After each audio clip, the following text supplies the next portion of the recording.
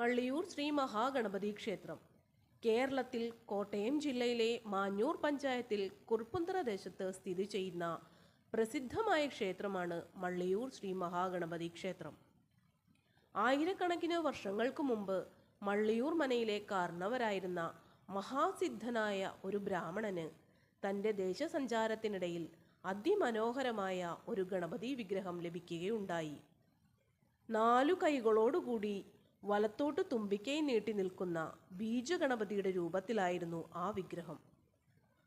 കൈകളിൽ മഴു, കയർ, നാരങ്ങ, ലഡു എന്നിവ ധരിച്ചിരിക്കുന്ന രൂപത്തിലായിരുന്നു ആ വിഗ്രഹത്തെ അദ്ദേഹം മള്ളിയൂർ മനയിലെ തേവാരപ്പുരയിൽ കുടിയിരുത്തി.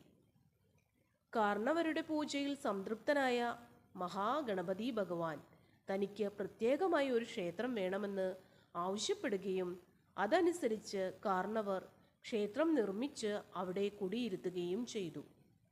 ആ ക്ഷേത്രമാണ് കാലാന്തരത്തിൽ മള്ളിയൂർ മഹാഗണപതി ക്ഷേത്രം എന്നറിയപ്പെട്ടത്.